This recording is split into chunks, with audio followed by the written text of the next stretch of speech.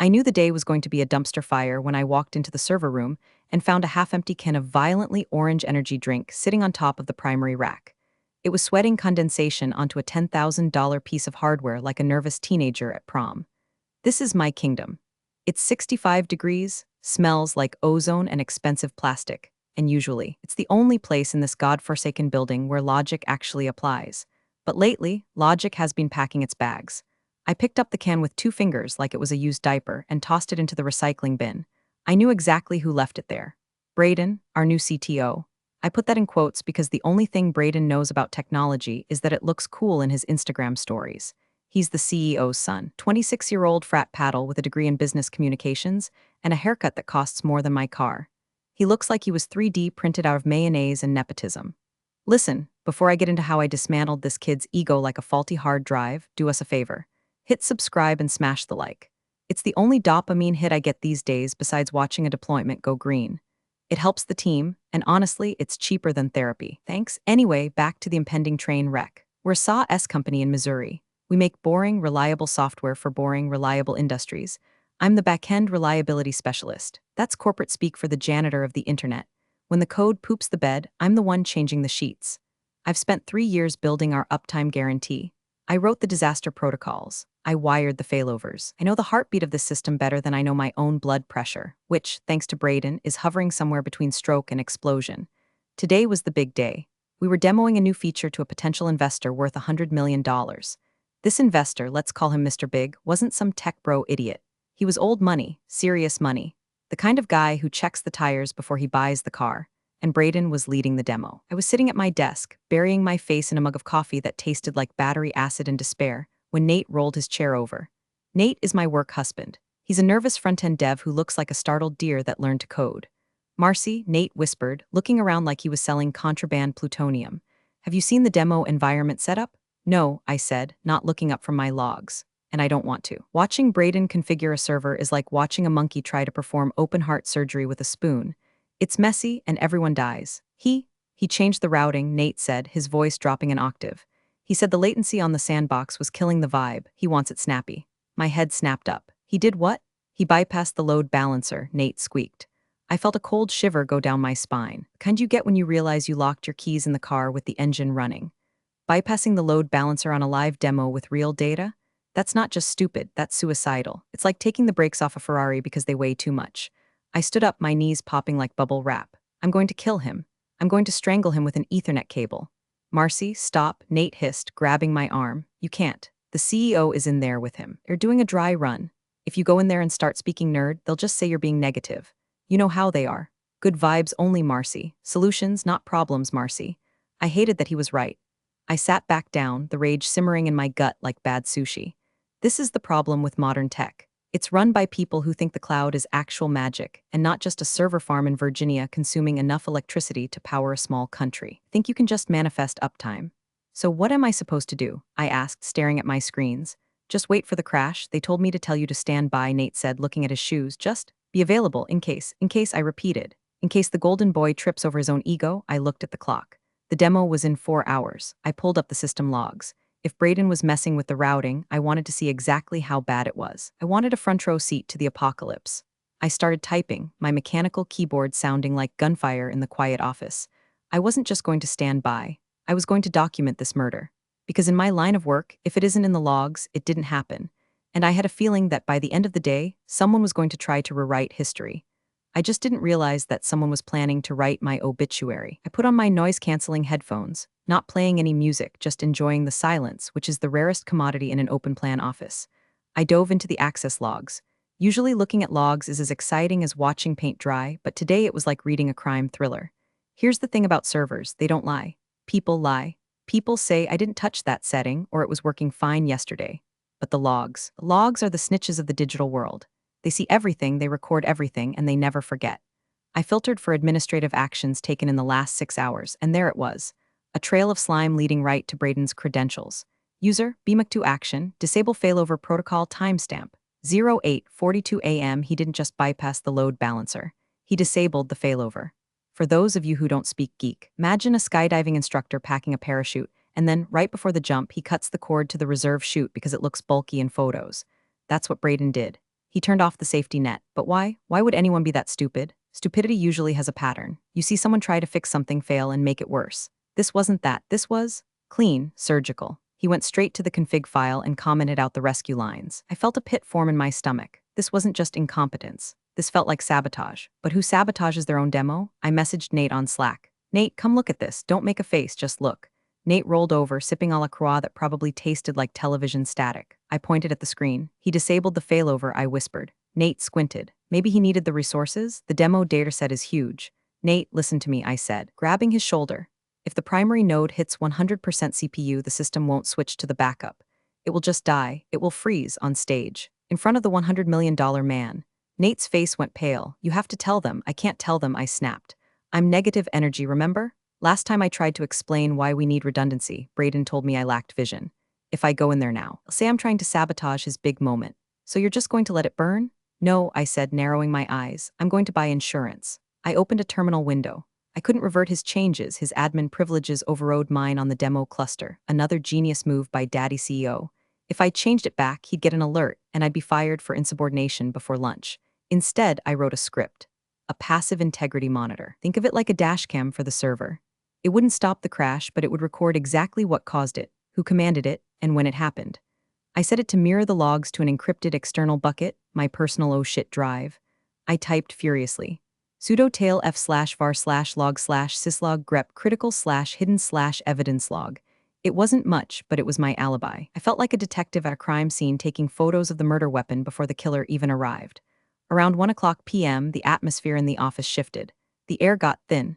The sales team started pacing around like cocaine-addicted hamsters. The CEO, a man whose tan looked like it was applied with a spray gun, walked out of his office with Braden.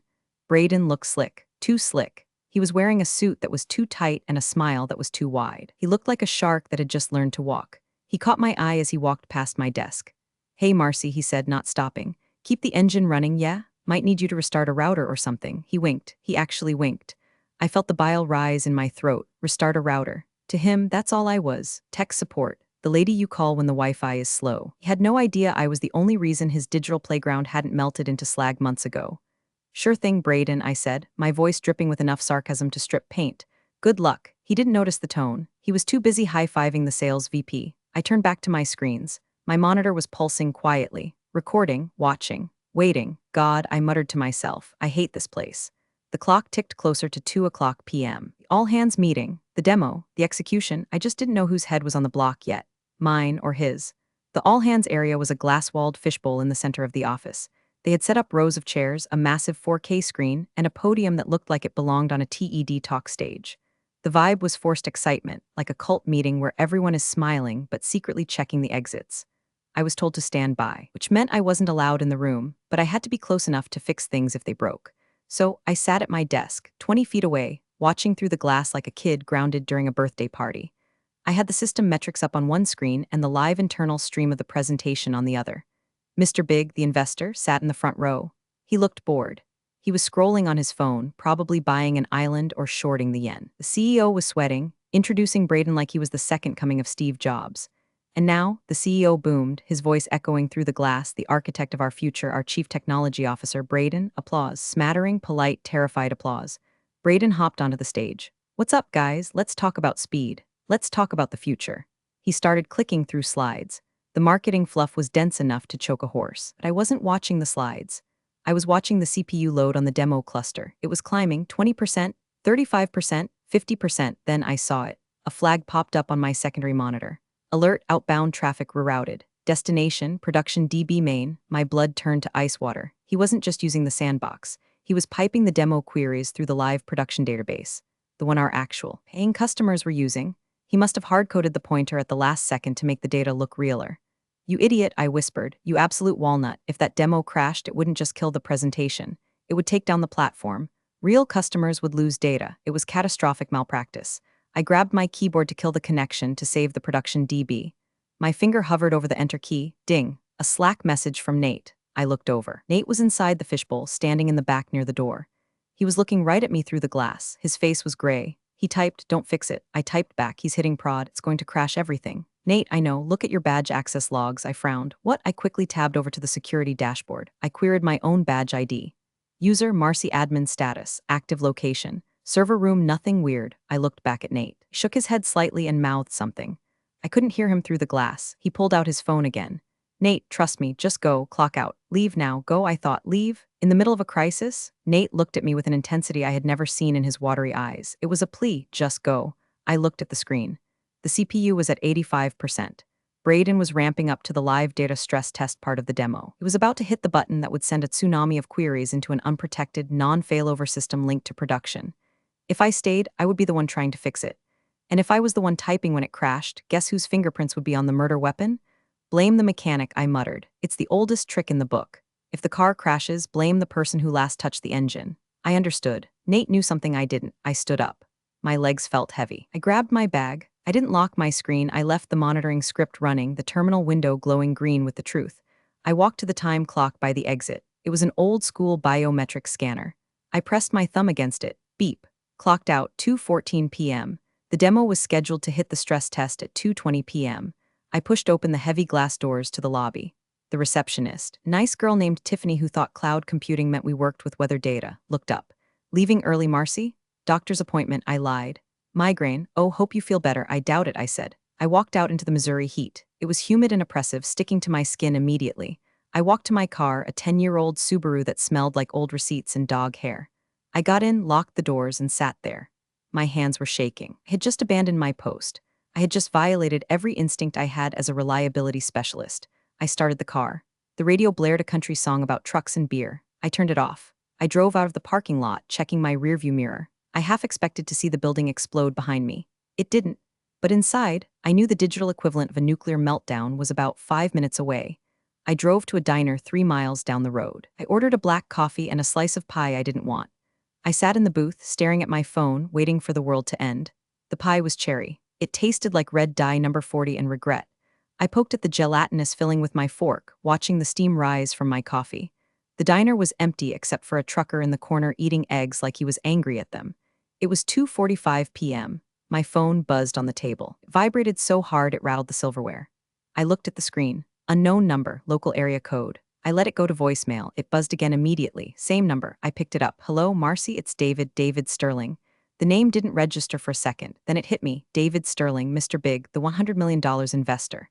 Why the hell was he calling my personal cell? Mr. Sterling. I sat up straighter, wiping a crumb of crust off my lip. Is everything okay? He laughed. It wasn't a happy laugh. It was a dry, incredulous bark. No, Marcy, everything is distinctly not okay. I'm currently standing in your parking lot while your CEO tries to explain why his son just nuked my database access. I closed my eyes. It happened. I said, keeping my voice steady. Did the demo fail? Marcy, the screen went blue, not just blue. Flashing error codes. Then the lights flickered. Then the fire alarm went off, apparently a server rack overheated. It was theatrical, I'll give it that. I'm sorry to hear that, I said, playing dumb. Here's the thing, Marcy, Sterling continued, his voice dropping. I just watched your CTO, and I use that term loosely, scream at your CEO. He said, and I quote, Marcy refused to provision the bandwidth. She sabotaged the script. My grip on the phone tightened until my knuckles turned white. Little weasel. He didn't just blame the legacy code, he blamed me personally. He said what? My voice was a low growl. He said you were in the server room messing with the load balancer right when it crashed. He claimed he saw you doing it. He said you have a vendetta against him because you didn't get the promotion. I felt the blood rushing in my ears, the audacity, the sheer, unadulterated balls on this kid. Mr. Sterling, I said, my voice shaking with rage, wasn't in the server room. I know, Sterling said, and I could hear the smile in his voice. I paused. You? No? Yeah, funny thing about due diligence, Marcy. I don't trust slide decks, I trust logs. When the system crashed, I asked to see the access audit immediately. Your CEO tried to stall, but I insisted. I pulled the badge entry logs for the server room. He paused for effect. The last person to enter the server room was the janitor at 6 o'clock a.m. And you're back. You clocked out at 2:14 p.m. 6 minutes before the crash. Unless you can telepathically crash a server from the highway, you didn't do it. I let out a breath I didn't know I was holding. The air in the diner suddenly felt breathable again. Thank you, Mr. Sterling, I whispered. Don't thank me yet, he said. They don't know I know. I haven't shown them the logs yet. I just walked out. I wanted to call you first. Because if they're willing to lie about this, they're hiding something worse. They are, I said. The dam broke. He disabled the failover, Mr. Sterling. He bypassed the safety protocols to make the demo faster. He routed the test traffic through the production database. He risked every client we have for a faster load time. Silence on the other end. Do you have proof? He asked. His voice was cold now, business cold. I have a passive integrity monitor running on my workstation, I said. It's mirroring every admin command to an external bucket. I have the timestamps, I have the command lines. I have his user ID executing the override. Good, Sterling said. Don't come back to the office. Go home. Secure those logs, make copies. Do not answer calls from the office. Can you do that? Yes. I'm going to let them stew for a bit, Sterling said. I want to see how deep they dig this hole. I'll call you tomorrow. Click. I stared at the phone. The trucker in the corner burped. I wasn't just an employee anymore. I was a witness, and I held the smoking gun. I took a bite of the pie. It still tasted like regret, but now it had a hint of sweet, sweet vengeance. I live in a small ranch house with a mortgage I tolerate and a cat named Pseudo who hates everyone. When I got home, I didn't turn on the lights. I went straight to my home office, a glorified closet with 3 monitors and an ergonomic chair that cost more than my couch, and fired up my personal rig. I logged into the external bucket where my integrity monitor had been dumping data. There it was. The autopsy report of a suicide mission. 14-19-55 user. BMAC2 command. Force reroute prod DB0114-20-02 system warning. Latency spike 400% 14-2015 user. BMAC2 command. Ignore warnings RF 14-2045 critical failure. Kernel panic. He had manually overridden the warnings. The system tried to save itself. It tried to scream stop hitting me, and he gagged it. It was brutal to read. It was like reading a transcript of someone driving a car into a wall while the GPS screamed turn around. My phone buzzed. It was Nate. Nate, are you safe? I'm home. What's happening there? Nate, it's a bloodbath. Braden is in the CEO's office. I can hear shouting through the walls. HR is running around with clipboards. They confiscated your laptop, Marcy. I smiled grimly. Let them have the laptop. The script had already uploaded the payload. The laptop was just an empty shell. Did they say anything about me, Nate? Yeah, Braden is doubling down. He's saying you set a logic bomb to trigger when you left. He's saying it was revenge for the VP promotion he got. That little. Nate, there's more. I heard him rehearsing this morning, in the break room. He was on the phone with someone. He said if the legacy stack can't handle it, I'll just blame the old guard and bring in Alpha Stream. My blood ran cold. Alpha Stream, they were a consulting firm, a digital transformation shop funded by the same VC group that Braden's frat buddies worked for. It wasn't just a mistake. It was a planned obsolescence. He wanted it to crash, maybe not this hard, but enough to justify firing the internal team, me and Nate, and outsourcing the contract to his friends. He tried to break it, but he broke it too hard. He burned the house down trying to collect the insurance money on the furniture. Nate, did you tell anyone this? Nate, God, no. I have a mortgage, Marcy. I'm terrified. They're asking for witness statements. Don't sign anything. Say you were in the bathroom. Say you saw nothing. I'll handle this. I put the phone down. Pseudo jumped onto the desk and purred, rubbing his face against the monitor displaying the code that would end a man's career. You're right, buddy, I told the cat. It's time to go nuclear. I didn't call HR. HR works for the company. HR is there to protect the CEO from lawsuits, not to protect employees from the CEO's idiot son. If I went to HR, they would bury this. They would offer me a severance package with a non-disclosure agreement attached, and Braden would get a slap on the wrist. No, I needed a bigger gun. I opened a secure email client. I attached the logs. I attached the screenshots of the chat with Nate, redacting his name to protect the innocent coward. I drafted a subject line, evidence of intentional sabotage internal investigation. But who to send it to? Not the CEO. Not the board, they were in the CEO's pocket. Then I remembered Sterling's words. I'm going to let them stew. I found Sterling's venture capital firm's website. I found the email for their general counsel. I typed to the Office of General Counsel regarding the incident at company name. Attached are timestamps and server logs proving intentional bypass of safety protocols by C-suite executive, resulting in data loss. I am the back-end specialist being framed. I am prepared to depose. My price is anonymity until the hammer drops. I hit send. I went to the kitchen and poured myself a glass of whiskey, cheap stuff. It burned going down, just the way I like it. I wasn't the reliability specialist anymore. I was the demolition expert, and I had just lit the fuse. The next morning, I called in sick. I put on my best I might be dying of the plague voice, but I don't think the receptionist cared. She sounded like she had been crying. Okay, Marcy, I'll put it in the system. Keep your phone on, management might need to reach you. I'll try, I rasped, so weak, cough, cough. I hung up and immediately spun my chair to the monitors. Overnight, the email I sent to Sterling's legal team had gotten a response. A fast one. Misredacted, we have received your documentation. Mr. Sterling has verified the authenticity of the timestamps against his own findings. We are opening a formal inquiry into fiduciary mismanagement at company name. Please preserve all data. Not communicate with company name leadership without our counsel present. We will be in touch. Fiduciary mismanagement. Now that is a sexy phrase. It means you played with the investor's money and lost. I pinged Nate, status report. Nate, it's weird. It's really quiet. Braden isn't here. The CEO is in a closed-door meeting with 2 guys in suits I've never seen before. Lawyers, me probably. Nate, also. IT Ops is trying to image the server drives. They're looking for the logs. I laughed out loud. Of course they were. They were trying to scrub the crime scene. I logged into the backdoor admin account I kept for emergencies.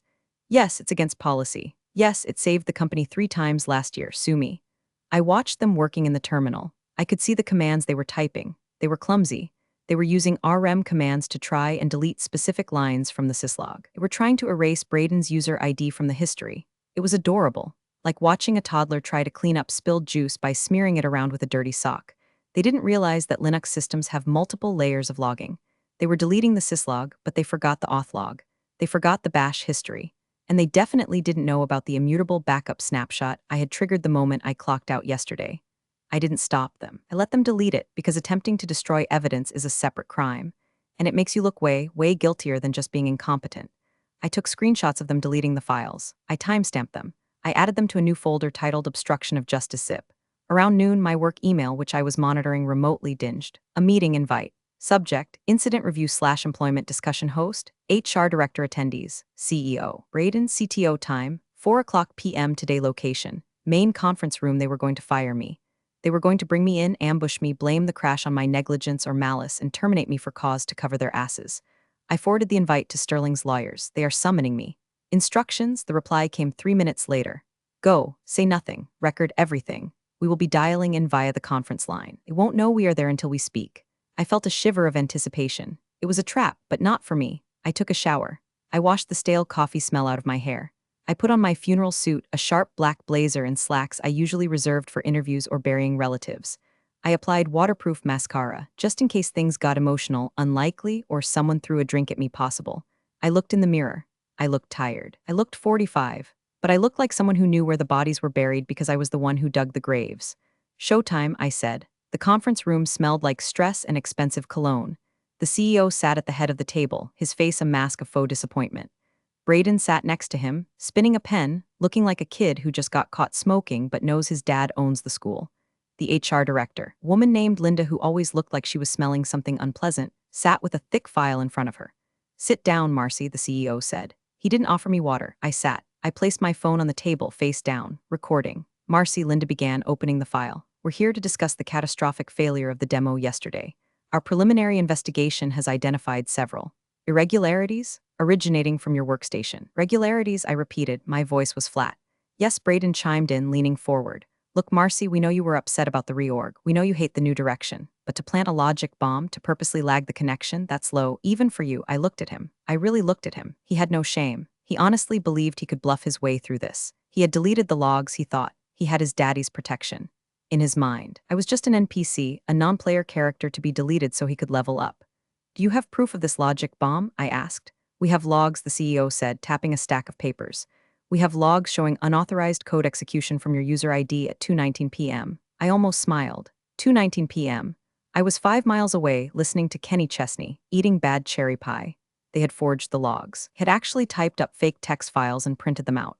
That's interesting, I said, because I wasn't here at 2:19 p.m. We have witnesses who saw you, Braden lied smoothly. Nate saw you. My heart skipped a beat. Nate has been suspended pending further investigation, Linda added quickly. But his preliminary statement supports our findings. They broke him. They probably threatened his mortgage, his family, his visa, whatever leverage they had. Forced him to sign a lie. I felt a spike of rage, hot and sharp. Poor Nate. He was weak, sure, but he didn't deserve this. So the CEO said, clasping his hands, here is the situation. We are terminating your employment for cause, gross misconduct, sabotage. We will be contesting your unemployment. And our legal team is drafting a suit for damages. The demo failure cost us potential millions. He slid a paper across the table, however, he said, his voice dropping to a conspiratorial whisper. If you sign this admission of guilt and a non-disclosure agreement, we will drop the lawsuit. We'll let you resign. We won't blackball you in the industry. We'll just say it was a technical mismatch. It was a classic shakedown. Sign the lie and we let you live. Fight us and we destroy you. I looked at the paper. I, Marcy last name, admit to negligent conduct. I looked up at the speakerphone in the center of the table. It was silent. The little green light was on. I won't be signing that, I said. The CEO's face hardened. Marcy, don't be stupid. You can't win this. It's your word against the executive team, is it? I asked. I reached out and tapped the speakerphone. Mr. Sterling, are you there? The room went dead silent. Braden stopped spinning his pen. The CEO looked at the phone, confused. A voice crackled through the speaker. Clear, loud, and angry. I'm here, Marcy. And I have my team with me. The The CEO turned pale. David, why are you on this line? I asked Marcy to invite me, Sterling said. I've been listening for the last 10 minutes.